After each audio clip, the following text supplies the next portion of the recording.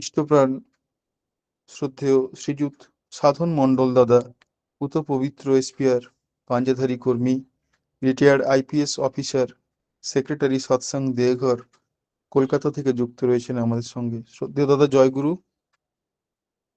জয়গুরু দাদা। জয় গুরু। আমার কথা শোনা যাচ্ছে? আগে খুব সুন্দর, খুব সুন্দর। টাইম কতক্ষণ? আগে 30 মিনিট। আচ্ছা, মানে এখন 5টা 32, মানে 6টা। আগে আগে। প্রথমেই আমি দয়ালের চরণে কোটি কোটি প্রণাম জানাই। জগজ্জননী শ্রী বড়মার শ্রী চরণে কোটি কোটি প্রণাম জানাই। শ্রী শ্রী পিতৃদেবের চরণে কোটি কোটি প্রণাম জানাই। শ্রী শ্রী দাদার চরণে কোটি কোটি প্রণাম জানাই। বর্তমান আচার্য দেবের শ্রী চরণে কোটি কোটি প্রণাম জানাই। আর এই লিঙ্কে যেসব দাদারা ও মায়েরা রয়েছেন, তাদের প্রতি প্রত্যেককে আমার জয়গুরু, ভালোবাসা, প্রীতি, শুভেচ্ছা জানাই। পুরনো বছর শেষ হয়ে এলো, নববর্ষ কয়েকদিনের মধ্যেই এসে যাবে। আমি তাই শুভ নববর্ষ আগাম জানিয়ে রাখছি সকলকে। আপনাদের এই লিঙ্কে এর মধ্যে একাধিকবারই যোগদান করেছি। আমি প্রথমেই বলেছি যে অনলাইন সৎসঙ্গে আমার কিছু অসুবিধা হয়, সেটা হচ্ছে যে আপনাদের কাউকে দেখতে পাই না, তো নিজের সঙ্গে নিজেই কথা বলা যেন। শ্রী ঠাকুর নরদেহে এসেছিলেন এই ধরাধামে। আমরা অনেকেই তাকে চর্মচক্ষে দর্শন করতে পারিনি, এবং ভবিষ্যৎ প্রজন্ম যারা আসবে বা এসে গেছে, আমাদের পরবর্তী প্রজন্মের লোকেরা, তারাও তাকে চর্মচক্ষে দর্শন করতে পারবে না, কারণ তিনি তার মানব লীলা সংবরণ করে চলে গেছেন। কিন্তু তিনি সূক্ষ্ম দেহে চিরকাল বিরাজমান আমাদের মধ্যে। তার কর্ম যা করবার, তার আসার উদ্দেশ্য যা, তা তিনি সম্পূর্ণ করে গেছেন। শ্রী শ্রী বরদাকে, আমি যাকে যাকে পিতৃদেব বলে সম্বোধন করতাম, এক গুরুভাই চিঠি লিখেছিলেন ঠাকুর চলে যাওয়ার পরে, বরদা, আপনি ঠাকুর যেসব কাজ ফেলে রেখে গেছেন, আরব্ধ কাজ আপনি সম্পূর্ণ করছেন। এইটা কত মন্দির বানাচ্ছেন, কত কাজ করছেন, এইটা দেখে আমাদের আশার সঞ্চার হয়েছে যে আমরা ঠিক পথেই একজন আমাদের ঠাকুরের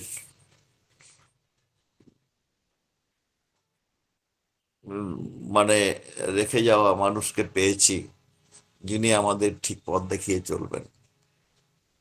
তার উত্তরে শ্রী শ্রী পিতৃদেব লিখেছিলেন চিঠিটা, সেই চিঠিটাই পড়েছি আমি। তার অমীয় রচনা বলে, পিতৃদেবের শতবর্ষে অমীয় রচনা বলে বলে তার পত্রাবলী ছাপানো হয়েছিল, তারই একটা পত্রের অংশ বলছি আমি। বরদা লিখেছিলেন সেই চিঠিতে যে, শোনো ভাই, অবতার পুরুষ যখন পৃথিবীতে আসেন, যে উদ্দেশ্য নিয়ে তিনি আসেন, তার কর্ম সমাধা করেই যান। তিনি অসম্পূর্ণ কোনো কাজ ফেলে রেখে যান না। আমরা তার অনুশাসন মতো যত চলতে পারি, সেই অনুশাসন মতো চলার মধ্য দিয়েই আমরা হয়ে উঠি, আমরা কল্যাণ মুখর হয়ে উঠি। তখন মানুষের প্রয়োজনের লাগতে পারি, কর্মের মধ্যে দিয়ে আমরা পবিত্র হয়ে উঠতে পারি, তার ইচ্ছাকে পরিপূরণ। তখন আমরা ইষ্ট যখন করে চলি, তখন আমরা ইষ্টময় হয়ে চলে আমরা সাধনায় সিদ্ধি লাভ করি। তার কোনো আরব্ধ কাজ নেই, তার কোনো ফেলে যাওয়া কোনো কাজ নেই। কথাটা আমাকে খুব চরম শান্তি দিয়েছিল। যীশুখ্রিস্ট একবার বলেছিলেন পিটারকে, যীশুখ্রিস্টের তখন দেহান্তর হয়েছিল, দেহান্তর হয়েছিল বলা হয়, কিন্তু এ নিয়ে অনেক কন্ট্রোভার্সি আছে। যাই হোক, চার্চের লোকেরা যা বলেন সেই কথাই বলছি। তিনি তার ক্রুশবিদ্ধ হয়ে তিনি দেহান্তর হয়েছিল। তো তিনি পিটারকে দেখা দিয়েছিলেন, তার তার পুনর্জাগরণ হয়েছিল, রিসারেকশন হয়েছিল, বাইবেলে আছে। সেই রিসারেকশনের সময় বলেছিলেন, শোনো পিটার, তোমরা আমাকে দেখেছো, বিশ্বাস করেছো। পৃথিবীতে এমন অনেক বহু মানুষ আসবে যারা আমাকে দেখেনি, দেখবে না, শুধু আমার কথা শুনবে আর বিশ্বাস করবে। তাহলে এইটা কি মনে হয় না তোমার, যে যারা তোমরা আমাকে দেখে আমার কথা শুনে যারা তোমরা আমাকে ভালোবাসতে পেরেছিলে, আর তোমাদের মুখ থেকে শুনে যারা আমাকে দেখেনি অথচ ভালোবাসবে, তারা কি তোমাদের থেকে মহৎ নয়?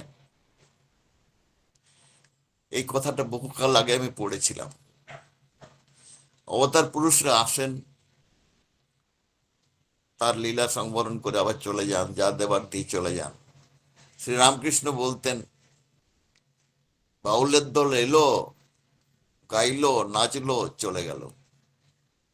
মানে অবতার পুরুষদের সম্পর্কে এই কথা বলেছিলেন শ্রীরামকৃষ্ণ। তা আমাদের যত অবতার পুরুষ এসেছেন, তারা আমাদের সেই যুগোপযোগী করে আমাদের তিনি যে দেশনা দিয়ে গেছেন, তা যদি আমরা অনুশীলনের মধ্য দিয়ে যতটা পারি আমরা যদি করে চলি, তাহলে আমি নিজে সমৃদ্ধ হব। আর আমার শুধু নিজে সমৃদ্ধ হলে হবে না, আমার পরিবেশকে যদি আমি সমৃদ্ধ করে তুলতে না পারি, তাহলে কিন্তু আমার করাটা সম্পূর্ণ হবে না। কারণ পরিবেশ ব্যতি রেখে কেউ একাকী বাঁচতে পারে না। কোনো মতেই আমরা একাকী বাঁচতে পারবো না পরিবেশ পরিমণ্ডল ব্যতি রেখে। সেই জন্যে আমাদের যাজন করার কথা তিনি বলেছেন, যজন তো নাম ধ্যান করা, ইষ্টবৃত্তি তো তাকে ভোগ নিবেদন করা। যাজনের ব্যাপারটা খুব জরুরি, মানুষকে ঠিক ঠিক মতো জায়গায় নিয়ে আসা। কিন্তু অদ্ভুত ব্যাপার, আমরা কি করে ফেলি, কারো গুণকীর্তন করতে গেলে, বিশেষ করে অবতার পুরুষের গুণকীর্তন করতে গেলে, যেগুলি কোনো যুক্তিগ্রাহ্য নয় বা সত্য নয়, কিংবা শোনা কথার উপরে যদি আমরা বলি, সেগুলি যদি প্রামাণ্য গ্রন্থের থেকে আমরা সেগুলি যদি আহরণ না করি এবং নিজের মন গড়া নিজের খেয়াল মতো যদি বলতে থাকি, তাহলে তার সেই যে পুজোটা করছি তার আলোচনা করতে গিয়ে, সে পুজোটার মধ্যে ভেজাল ঢুকিয়ে আমরা তাকে বড় বানাতে গিয়ে ছোট বানিয়েই ফেলি। কেন বললাম এই কথা? একটি মার কাছে শুনলাম যে তিনি নাকি বলেছেন কোনো মাতৃ সম্মেলনে, একটি মা বলেছেন যে বিধান রায় নাকি ঠাকুরের কাছে 12 দিন যে ছিলেন, থেকে তিনি অলৌকিক ক্ষমতার অধিকারী হয়ে ডাক্তারি বিদ্যা করতেন। এটা আমি কোথাও পাইনি। আমি জানি না, মানে আমার নলেজ যদিও খুব সীমিত, কিন্তু কারোর কাছেই আমি শুনিনি আমার দীর্ঘ 45-50 বছর বয়সের জীবনে। আমি একটা উদাহরণ দিলাম মাত্র, সে মাটিকে ছোট করবার জন্য নয়। আমরা যেন সেই সব কথাই বলি যা সত্য। সত্যকে বাদ দিয়ে যদি আমরা অন্য পথে চলি, মনে করুন একটা মানুষ দেখতে ভালো না, কুৎসিত, দেখতে চেহারায় ভালো না, তাকে যদি বলে, বাহ তুমি তো অপরূপ দেখতে, তুমি সুন্দর, সেটা তাকে সম্মান জানানো হয় না। সে জানে ভালোভাবেই যে আমি দেখতে ভালো নই, কিন্তু আমি তাকে ক্রিটিসাইজ, মানে এটাকে বলে ব্যাজস্তুতি। বাংলায় এই শব্দটা হচ্ছে ব্যাজস্তুতি, এই স্তুতিটা হচ্ছে ব্যাজস্তুতি। তাই আমরা সেই সব কথাই বলবো যা প্রামাণ্য, যার প্রমাণ দিতে পারবো পরে। কেউ যদি বলে যে তুমি এই কথা কোথায় পেলে, তার সোর্সটা আমরা জেনে রাখবো। যাই হোক, ঠাকুর যখন এসেছিলেন তখনও কিন্তু সমাজ ব্যবস্থার মধ্যে আমরা পরাধীনতার মধ্যে ছিলাম। 1000 বছর ধরে পরাধীন ছিলাম, এক আধ দিন নয়, 1000 বছর ধরে পরাধীন ছিলাম। 700 বছর ছিলাম, 700-800 বছর ছিলাম মুসলমান এবং মুঘলদের শাসন ব্যবস্থার মধ্যে, আর প্রায় 200 বছরের মতো ইংরেজদের শাসন ব্যবস্থার মধ্যে। ঠাকুরের জীবদ্দশায় 2টি বিশ্বযুদ্ধ ঘটে গেছে, তাতে কোটি কোটি মানুষ মৃত্যুবরণ করেছেন। তাহলে বুঝে দেখুন, একজন অবতার পুরুষ পৃথিবীতে এসেছেন, সেই সময়ে কোটি কোটি মানুষ, প্রথম বিশ্বযুদ্ধে প্রায় 3 কোটি মানুষ মারা যায়, দ্বিতীয় বিশ্বযুদ্ধে প্রায় 5 কোটি মানুষ মারা যায়। তখন মানুষের সংখ্যা ছিল 150 কোটি পৃথিবীতে, এখন 800 কোটি। তো এই 150 কোটি লোকের মধ্যে যদি 8 কোটি মানুষ কয়েক বছরের মধ্যে 1914 সাল থেকে 1945 সালের মধ্যে যদি মারা যায়, তাহলে ভেবে দেখুন কি লোকক্ষয় হয়েছিল, কি রক্তস্রোত বয়েছিল, কিভাবে মানুষের জীবন বিষময় হয়ে উঠেছিল। সেই সময়কার বহুবিধ ইতিহাস আছে। আমার হাতের সামনে একটা বই আমি পেয়েছি, ইংরেজিতে লেখা বইটি, ডক্টর ভিক্টর ফ্র্যাঙ্কেল। তিনি জার্মানের হিটলার বাহিনীর হাতে, অস্ট্রিয়াতে তার বাড়ি ছিল, ভিয়েনা। তিনি ছিলেন সাইকিয়াট্রিস্ট, মানে ডক্টর একজন। যখন অস্ট্রিয়া আক্রমণ করলো জার্মান, হিটলার, তখন তার পরিবারের লোকদের সবাইকে ধরে নিয়ে জার্মানে নিয়ে গেল, নিয়ে গিয়ে তাদের কনসেন্ট্রেশন ক্যাম্পে রাখলো। কনসেন্ট্রেশন ক্যাম্পে রাখা মানে গ্যাস চেম্বারে রেখে তাদেরকে মৃত্যু অবশ্যম্ভাবী। তার মা, বাবা, স্ত্রী, গর্ভবতী স্ত্রী, ভাই, এদের সবাইকে ধরে নিয়ে গেল এবং বিভিন্ন জায়গায় ছড়িয়ে ছিটিয়ে কনসেন্ট্রেশন ক্যাম্পে নিয়ে গেল। যেহেতু তিনি সাইকিয়াট্রিস্ট ছিলেন এবং বহুবিধ নির্যাতন হতো, চাবুক মারতো, এসব তো ছিলই। তো তার বইটার নামটা হচ্ছে ম্যান সার্চ ফর মিনিং। আমি বইটার ছবিটা দেখাচ্ছি আপনাদের।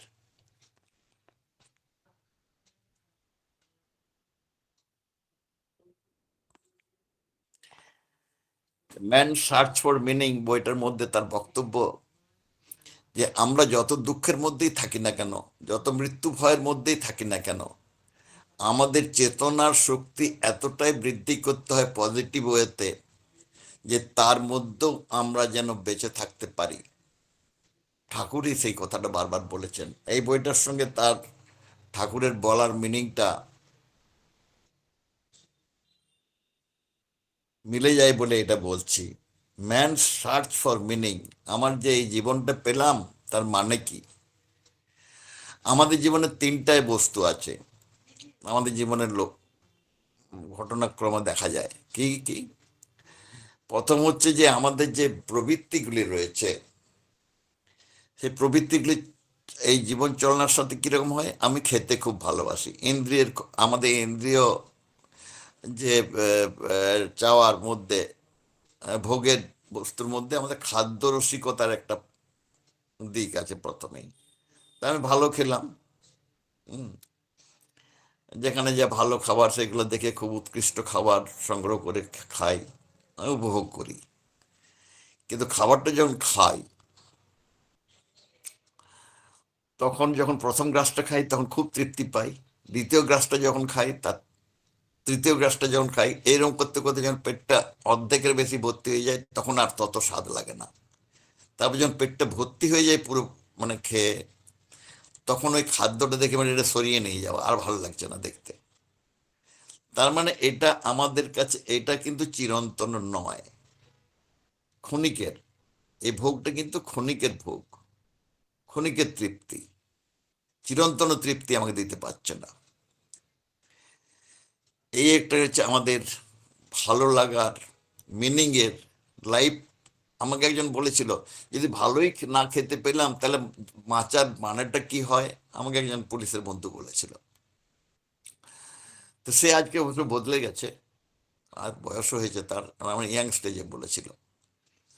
তা খাদ্যের ব্যাপারে এটা বললাম যে আমাদের প্রার্থিত বস্তু যখন আমাদের হাতে এসে যায় তখন তার সম্পর্কে আমাদের আগ্রহ থাকে না। যার গলায় সোনার চেন নেই, যে মায়ের, গরিব মা, সে যখন একটা চেন পায়, সোনার চেন পরিয়ে দেওয়া হয়, সে খুব আনন্দ পায়।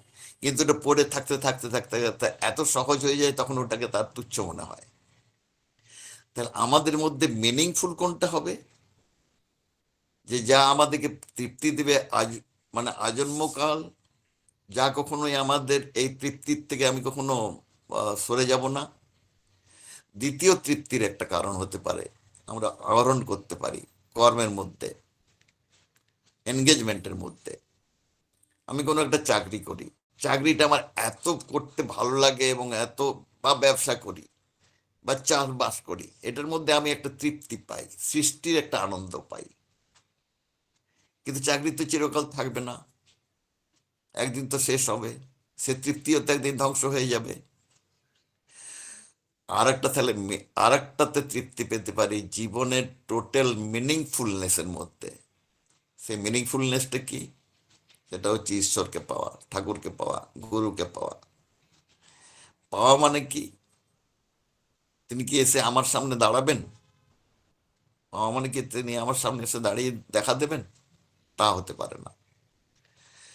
পাওয়া মানে হওয়া। আমি যতটা হয়ে উঠব ততটা তাকে পেয়ে পাওয়া হয়ে উঠবে। আমি যদি নিজে না হয়ে উঠি তাহলে কিন্তু আমার পাওয়া হবে না।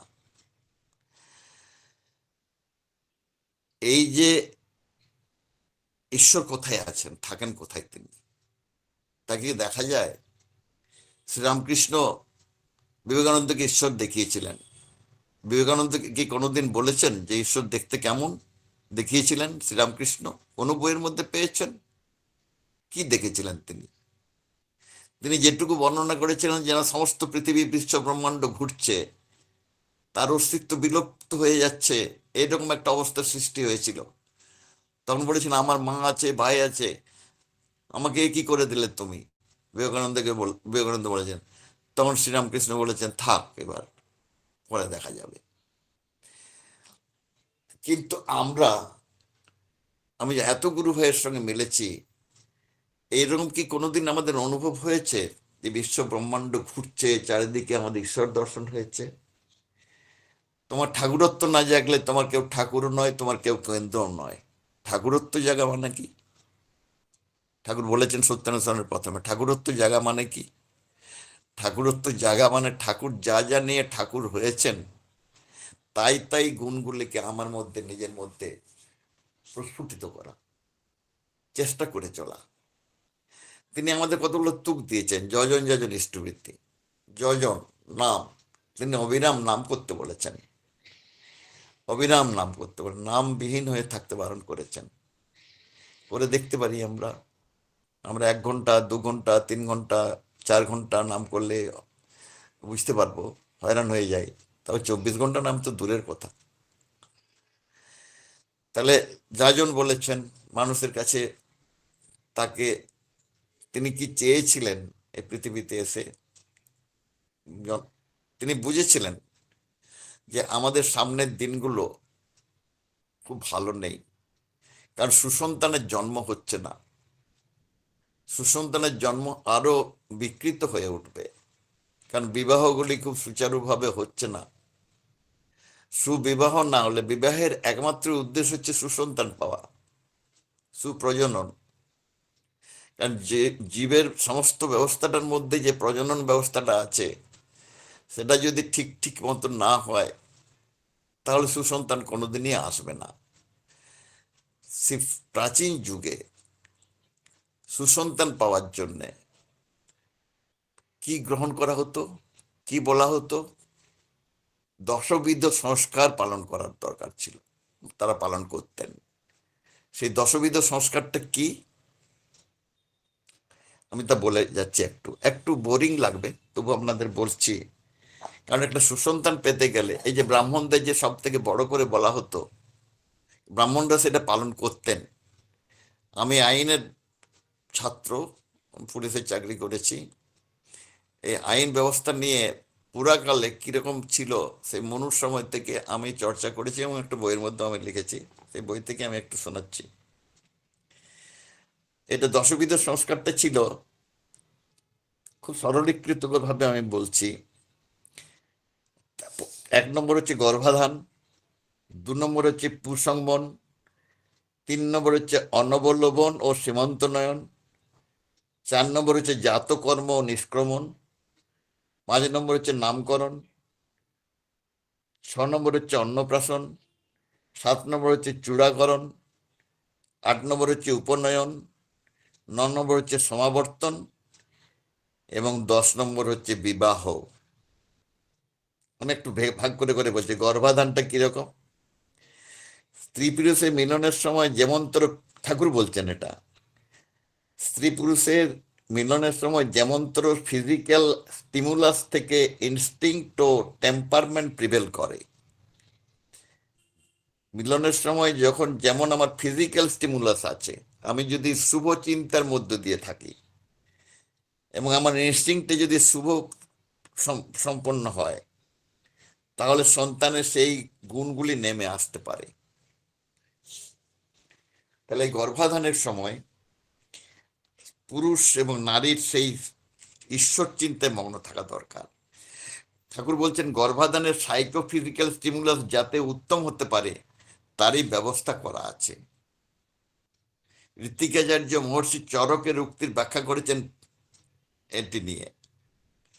স্ত্রী যদি মহাকায়, গৌরবর্ণ, সিংহসম পরাক্রান্ত, ওজস্বী, সূচি ও সংস্কার সম্পন্ন পুত্র পেতে ইচ্ছা করেন, তবে তাকে ঋতু স্নানের পর 1 সপ্তাহ কাল পর্যন্ত জবমন্থ মধু ও ঘি মিশ্রিত শ্বেত রঙের গাভীর দুধ নিয়ে মিলিয়ে রূপোর বা কাঁসার পাত্রে সময়ে সময়ে পান করতে হবে।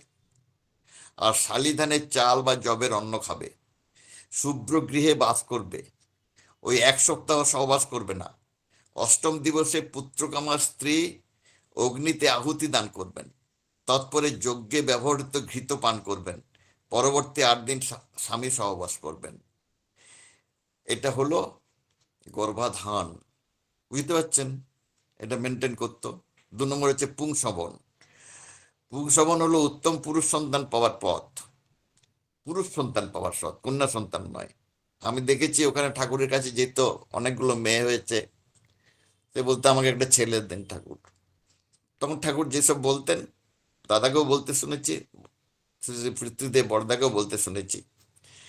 তিনি বলতেন বটের বটের শুয়োতে, মানে বটের যে শুয়ো লোমগুলো থাকে, যে ক্ষার জাতীয় বস্তু আছে তার স্ত্রীকে ব্যবহার করতে বলে। যাদের শুধুমাত্র কন্যা সন্তান হচ্ছে অথচ একটা পুত্র সন্তান না হলেই নয়, এরকম প্রার্থী আর্ত হয়ে শ্রী ঠাকুরের কাছে আসতেন। শ্রী পিতৃদেব তো বটেই, এখন আচার্য দেব শ্রী দাদার কাছে আসতে কত দেখলাম।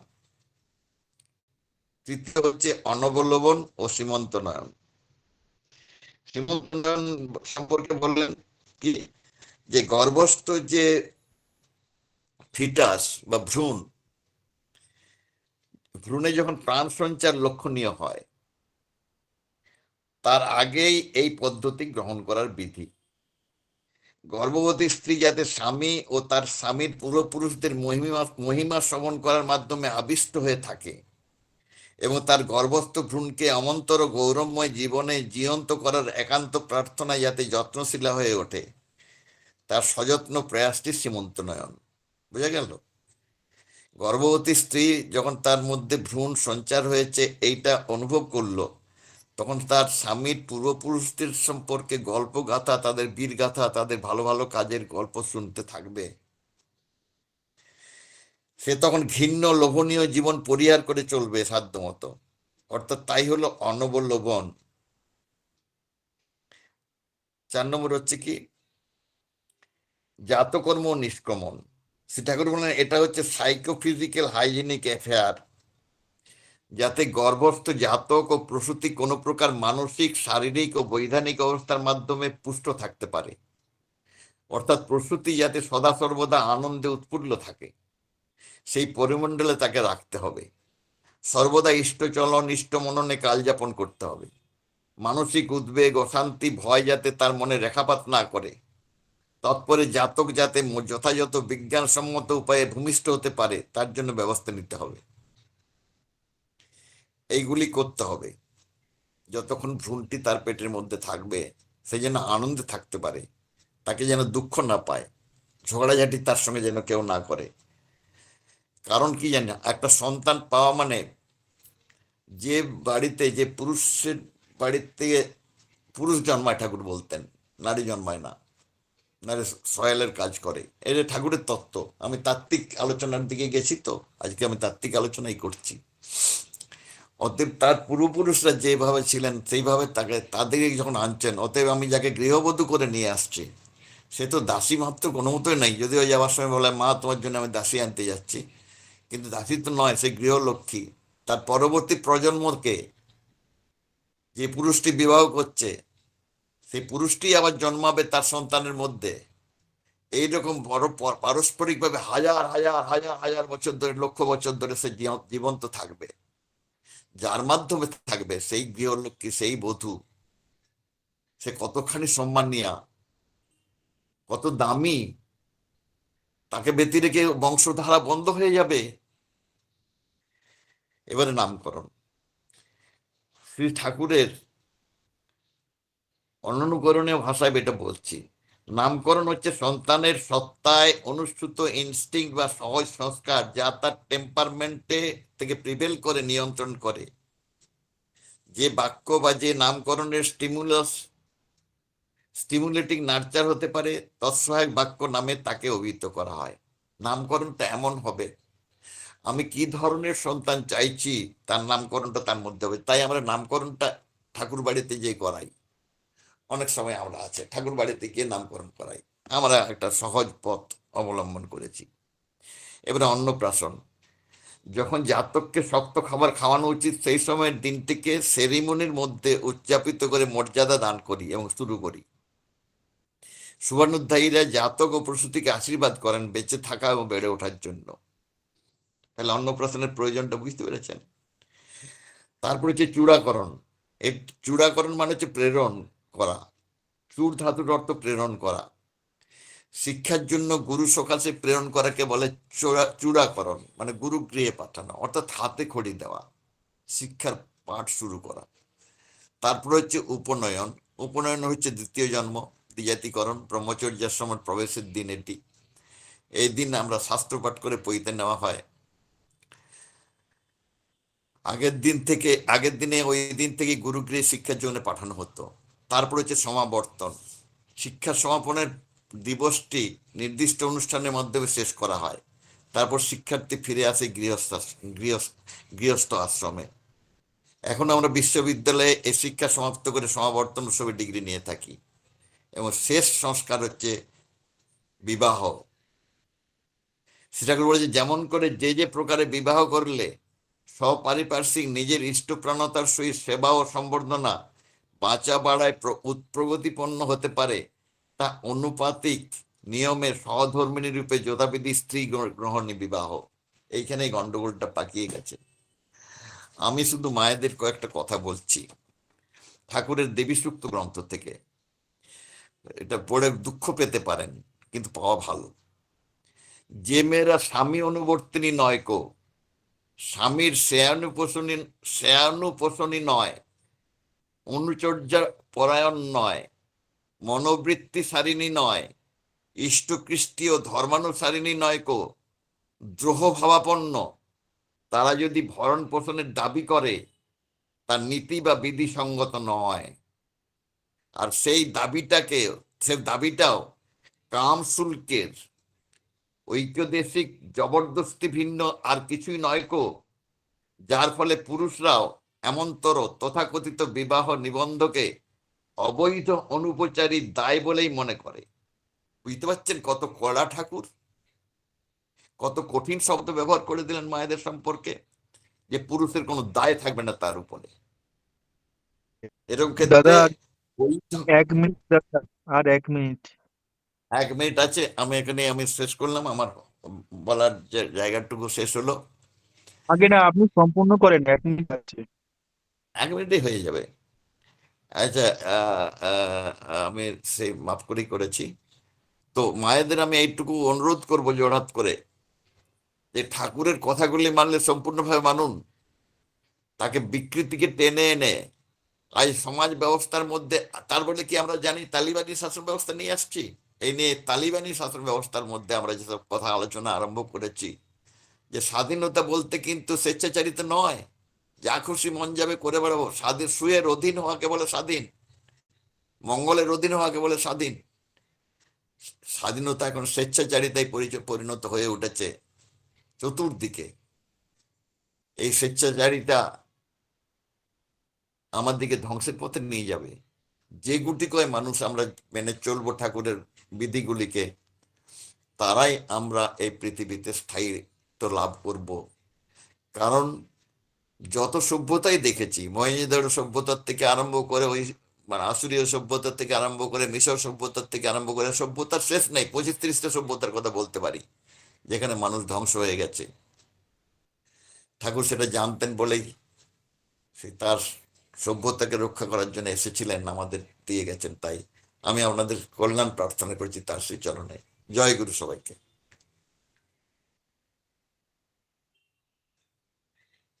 জয় গুরু দাদা, জয় গুরু, জয় গুরু। অপূর্ব, অসাধারণ, প্রাণবন্ত, তত্ত্ব সমৃদ্ধ এবং তথ্য সমৃদ্ধ একটা অসম্ভব সুন্দর অমৃত কথা আমরা শ্রবণ করলাম আপনার শ্রীমুখ থেকে। আপনি বললেন আমাদের জীবনের লক্ষ্য আমাদের ঈপ্সিত বস্তু পাওয়া নয়, ইষ্টকে পাওয়া। ইষ্টকে পাওয়া মানে ইষ্টকে কাছে পাওয়া নয়, ইষ্টের হয়ে ওঠা। আপনি একটি বইয়ের কথা বললেন, ম্যানস সার্চ ফর মিনিং, যে বইটির মধ্যে আপনি ঠাকুরের জীবন দর্শনের খানিকটা প্রভাব লক্ষ্য করেছেন। আপনি বললেন দশবিধ সংস্কার, গর্ভধান, পুংসবন, সীমন্তোন্নয়ন, অনলোবন, জাতকর্ম নিষ্ক্রমণ, নামকরণ, অন্নপ্রাশন, চূড়াকরণ, উপনয়ন, সমাবর্তন ও বিবাহ। এই সংস্কারগুলোর মধ্যে আমাদের অবশ্যই যেতে হবে, এবং এই সংস্কারের পাশাপাশি যজন যাজন ইষ্টভীতি, স্বস্থয়নী সদাচার পরায়ণ কিভাবে হয়ে উঠতে হয় তারও দিশা আপনি দেখালেন ঠাকুরের দর্শনের আলোকে।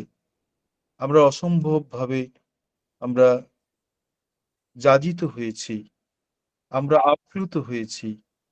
আমরা আপনার কথা শুনতে শুনতে ঠাকুরের দেব দর্শনের দৃষ্টি দিয়ে যেন জগৎকে নতুন করে দেখতে শিখলাম, জানতে শিখলাম।